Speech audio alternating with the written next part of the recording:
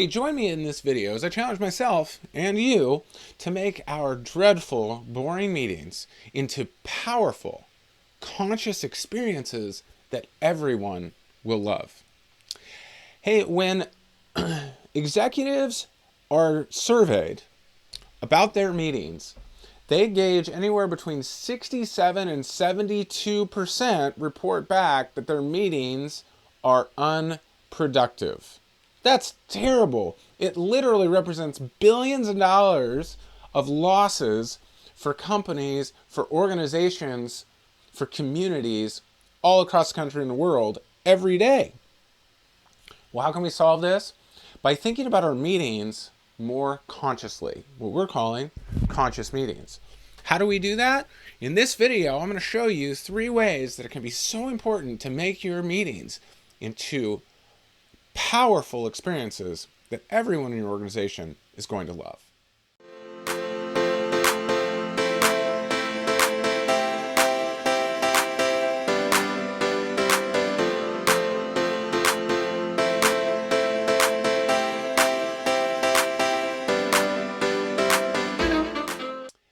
Hey there, my name is Josh Freeberg, and on this channel we talk about making meetings not suck, right? About making meetings something that you actually look forward to and where stuff actually gets done.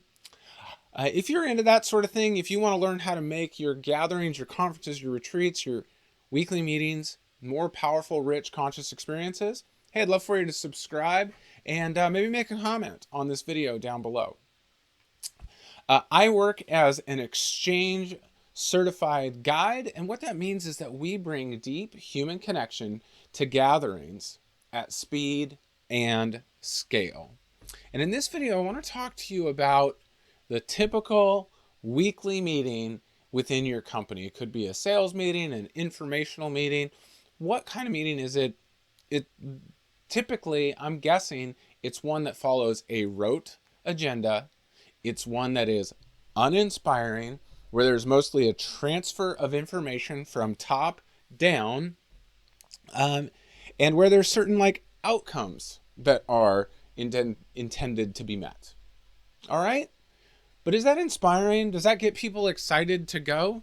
I work with a lot of organizations that have either customers that are attending these meetings, independent contractors that are attending these meetings, or some sort of people who are there by choice rather than by dictate. And so it's really important that we make those meetings enriching experiences that people want to come to, or guess what? They'll stop coming. Your people might go because they're required to, but are they really bringing their whole selves? Let's talk about how we can make our meetings more conscious. The first thing we want to do is we want to ask this one most critical question, which is, what is the purpose of this meeting? What are we actually trying to accomplish? So often when we have a meeting, we're just following a script of doing it the way that it's always been done, doing it the way we've seen it done, doing it the way that our culture has designed it. But is that really the most effective thing that we can do? What is the purpose of this meeting? And so it could be that we're meeting to review last week's sales figures and set plans for this week's sales activities, if it's a weekly sales meeting, or it's a safety meeting. And so we're talking about some near misses we had last week and any new safety protocols that are happening this week. But is that really the only purpose available in a meeting, right? So that after we ask that question, what is the purpose of this meeting? We should also ask, why is that purpose important? Why is reviewing last week's sales figures and setting plans for sales this week important? Why is it important to review near misses and to set new safety protocols? Yeah, those are important things, but why are they important? Well, it's important for the health and safety of our work, right? It's important for the profitability of the company. Okay, terrific. Those are great purposes. But what else is available in this meeting? What other purposes could be met? What other purposes could be met? And so one of the things that I always like to remember is, when answering this question, what is the purpose of this meeting, is that the process of the meeting is as important as the outcome of the meeting. The process of the meeting is as important as the outcome of the meeting. Now, this is really hard for a certain group of people, and that group of people is folks that tend to be more task-oriented or more thing-oriented than people-oriented. But I want to ask you to stick with me for just a couple minutes, because I want you to notice something, right? That I didn't say that the process is more important than the outcome. I'm not saying that the destination is unimportant and only the journey matters, right? You've heard folks say stuff like that. No. The destination is important and the journey is important. The outcomes is important and the process is important. Because here's the deal. Let's go to our safety meeting, right? We could communicate a policy and dictate adherence to a policy on safety. And it might or might not make our people more safe, reduce injuries, things like that.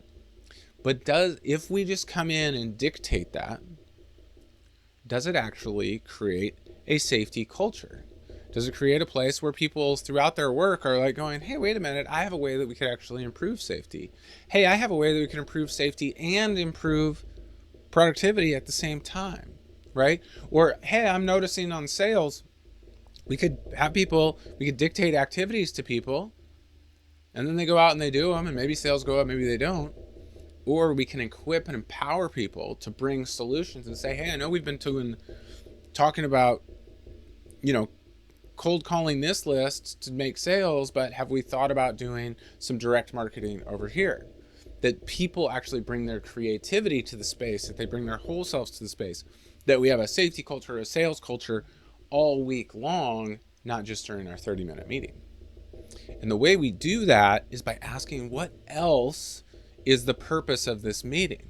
What else is the purpose of this meeting? And we're going to talk more about that in just a second, but begin by asking yourself, what is the purpose of this meeting and what else is possible during this meeting? Because the process is as important as the outcome. And this becomes particularly true when we're talking about meetings that happen over and over again, right? Because it's like it's not a one and done meeting. It's something that is constantly building on itself, and it's something that allows us to create a culture over time.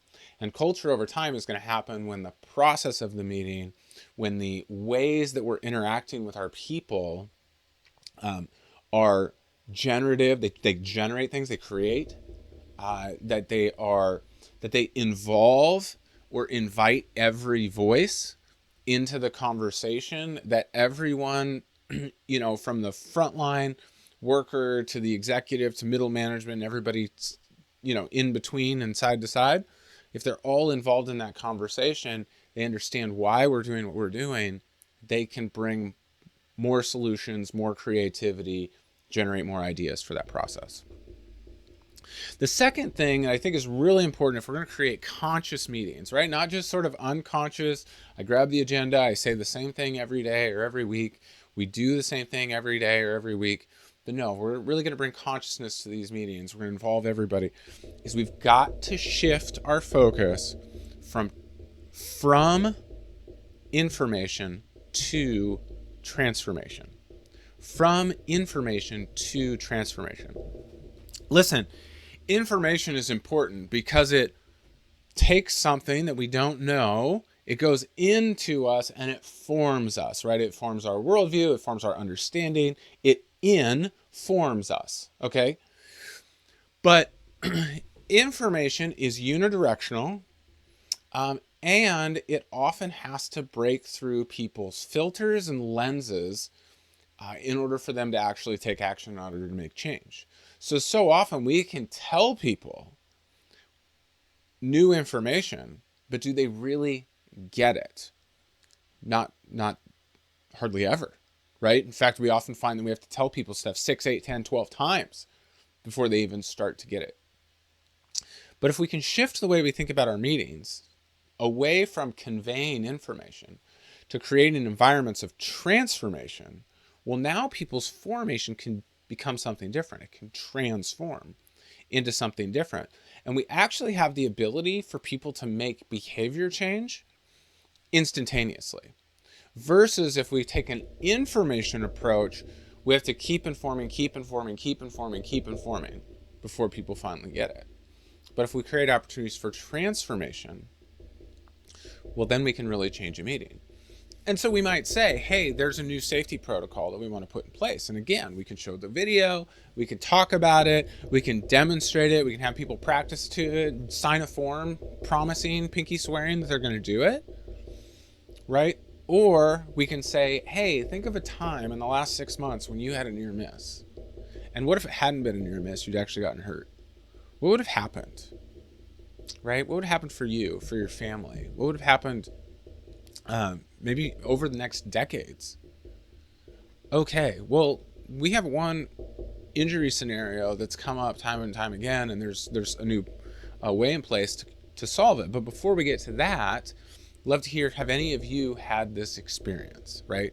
Have any of you fallen out that side door because, the latch didn't latch correctly? Okay, terrific. Not terrific, but okay, you understand that. And what would have happened if you'd gotten hurt? Does everybody else notice that? Excellent. Hey, what solutions might you propose to that? We're hearing from everybody. And go, great. In the meantime, we have this solution. What do you think about it? You see how we're actually getting to people's their intrinsic motivation for wanting to follow a new process or procedure. We do the same thing with our sales meeting, right? We talk to our sales meeting, and why would it be valuable for you to increase your sales 10% in the second quarter? What would that do for you, for your family? Hey, how is it going? We're doing this approach. How does it feel when you're making those sales calls? Do you feel comfortable, confident in the product that you're selling, right? Any number of things. If we're complying with new cybersecurity protocols, why is that important? What's that do for you? We've got to get to the place of not just conveying information, but creating transformation. And this is like adult learning theory. But if you're a leader, that's what you're doing. Among other things, you are a teacher. And a teacher's job isn't to fill an empty vessel, right? But is to light a fire that people can get excited themselves to do something. Let me share one more idea with you about why it's important for us to create conscious meetings and how you can go about creating conscious meetings. And that is to consider your people as a resource, right? That there's a resource contained within that room, right? So we've used this term for a long time called human resources, but sometimes it gets a little bit transactional. We're treating people just like cogs in a wheel. But I want you to imagine a room with one person in it, right? And that person has all the gifts, talents, intelligence, wisdom, knowledge contained within them that they have. That's really amazing. But you know that when you add a second person, it's not just 1 + 1, right? It is something that actually grows even bigger. And when you add a third person, a fourth person, a fifth person, there's actually something bigger available than the sum of the parts. And as leaders, when we come into that space, one of the things that we're doing is being like a catalyst for that resource to take off. We are someone who is creating an environment where connection, collaboration, idea sharing can happen. But if as a leader we feel compelled to, well, I'm the leader, I'm supposed to know what to do, I come in, I convey information, and then I dictate action, well, does that really take advantage of all of the intelligence and experience and creativity of our people? Not really. And so one of the things we want to do is we want to really invest in the resource. Because if you take a weekly 30-minute meeting and you help people to get excited, to be creative, to be hopeful, to be aligned with the mission and values of the company, well, then they go out and they're able to do so much more in the next 39.5 hours of their week.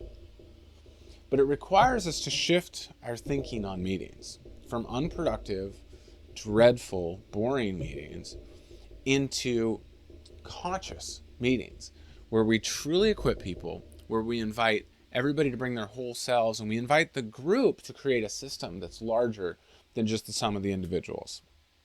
How do we do this? Again, I think there's 3 big things. One, ask what is the purpose of this meeting? And in answer to that question, know that the process is as important as the outcome.